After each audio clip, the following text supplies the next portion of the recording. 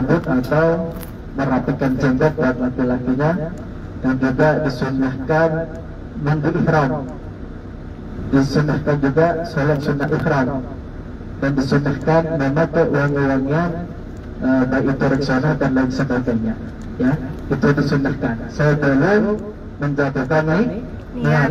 Jadi disunnahkan. Seandainya misalkan salah satunya ditinggal, maka tidak mengapa. Tapi alangkah baiknya kalau demikian kita mendapat pahala, ya. Dan juga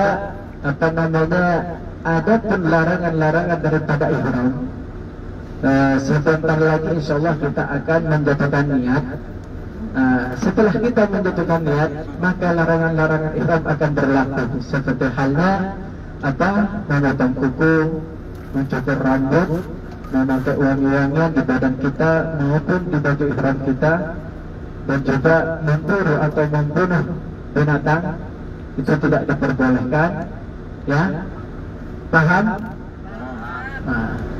Dan juga buat laki-lakinya tidak boleh memakai celana dalam, tidak boleh memakai kaos dalam, ya.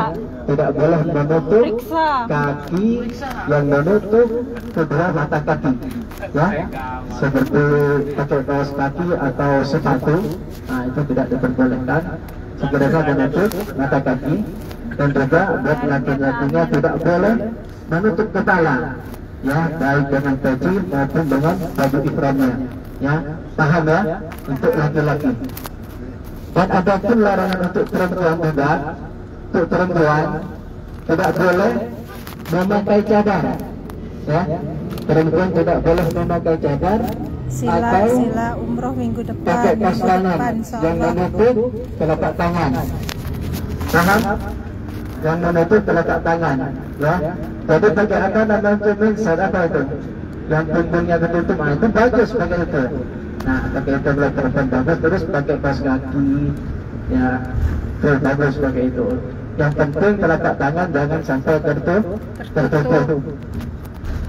Paham? Paham? Ada yang pakai cadar? Nggak ada. Jadi kalau ada yang pakai cadar, cadarnya dibuka, ya. Cadarnya dibuka kalau mau umrah. Sekiranya kadang ada jemaah itu yang yang kami membuka, itu harus membayar dam, ya, harus membayar dam. Apa itu dam? Itu memotong seekor kambing, ya. Jadi yang mau umrah untuk lebih khusus untuk perempuannya, ya. Untuk perempuan jangan memakai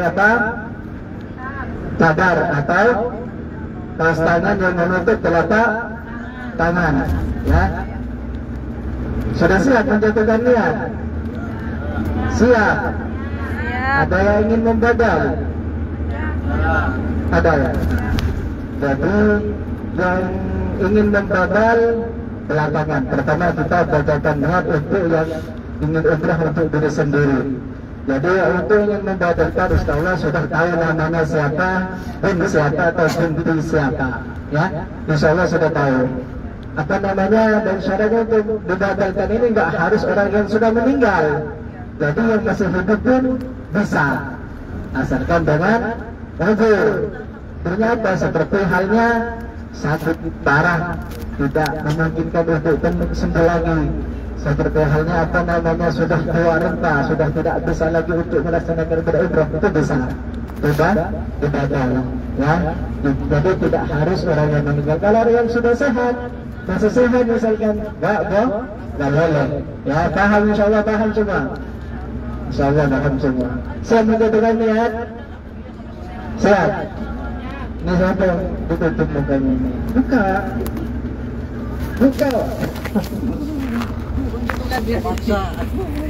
Paksa. Mau umroh nggak? Hah? Ini. Buka. Ya. Ada asisten bukanya. Kenapa? Gak boleh, satu orang aja. Mau dijamak gitu. Kalau gitu emak, saya kalau jemaah itu dapat 10 botol sekalian saya sekali umrah. Jadi kalau saya dapat saya ambil mikro. Jadi satu orang satu. Insya Allah tahu namanya ya. Insya Allah. Jadi pertama kita baca niat untuk yang ingin umrah untuk diri sendiri dulu. Ada yang ingin umrah untuk diri sendiri? Ada ya. Jadi yang ingin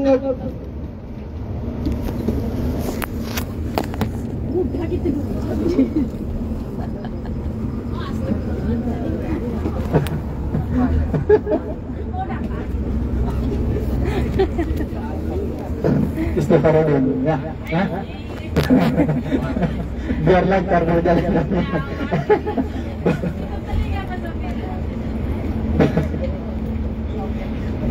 Baik jemaah yang dirahmati Allah Subhanahu wa taala. Apa namanya? Sudah tahu semua rukun umrah. Ada berapa rukun umrah? Ada berapa? Ada 3. Sebagian ulama mengatakan 4. Ya, 5 tertib. Pertama kita nih. Niat. Kedua, ketiga, Sa'i. keempat, Tahallul. sudah tahallul. Sesudah kita tahallul, maka yang namanya larangan-larangan ihram sudah tidak diperlakukan lagi. Apa itu tahallul? Itu memotong rambut. Jadi dimulai dari Hajar Aswad, berakhir di mana? Di Hajar Aswad. Jadi berapa putaran? 7. Ya, 7 putaran. Dimulai dari Hajar Aswad, berakhir di Hajar Aswad. Jadi ketika kita melakukan tawaf, wajib mempunyai wudu, ya, wajib mempunyai wudu. Ketika kita tahu tidak mempunyai wudu, maka tawafnya tidak sah, ya, tidak sah. Jadi misalkan putaran 3 atau 4, 5 kentut, nah itu bisa ke pinggir, 1 gelas cukup, ya, 1 gelas air minum itu cukup, ya. Caranya gimana? Kita bertaklid ke Imam Maliki. Kalau kita bersentuhan tanpa nafsu tidak membatalkan wudu, ya. Misalkan kentut batal wudu. Jadi yang kita ada rendaman di tangan, di tuan, taruh di dinding, diputar 1 kali, sudah. Ya, jangan ditaruh di dinding, diputar. Nah, jadinya mustakmal, tidak sah. 1 kali aja taruh di dinding, diputar ke atas, seret ke bawah. Udah. Bahayanya kita tayamum. Kena tangan seperti biasa gitu, ya. Nah, terus rambut sedikit aja. Kalau telinga nggak usah, nggak apa, telinga sunnah, ya. Kaki seperti biasa. Baru masuk lagi, lanjut. Nggak usah diulang dari 1, ya. Langsung dilanjut. Berdasarkan putaran 4 langsung dilanjut. Ya, tahan. Nah, setelah itu baru kita sholat sunnah ba'da tawaf. Setelah itu kita insyaallah doa bersama, dan juga sebaiknya kita berdoa sendiri-sendiri sebenarnya. Mohon nanti kita doa bersama dan nanti doa sendiri-sendiri, karena kami tidak tahu keinginan dan hajat Bapak Ibu itu apa. Kan saya nggak tahu kan, jadi diminta hajatnya apa, keinginannya itu diminta, ya. Karena di sana tempat paling istijabah, ya. Nah, baru kita minum air zam-zam. Ketika minum air zam-zam nanti juga insyaallah bersama-sama doa sebelum minum air zam-zam. Karena sebelum minum air zam-zam ini niatkan dalam hati juga masing-masing, ya, keinginan apa, hajatnya apa diniatkan sebelum minum air zam-zam.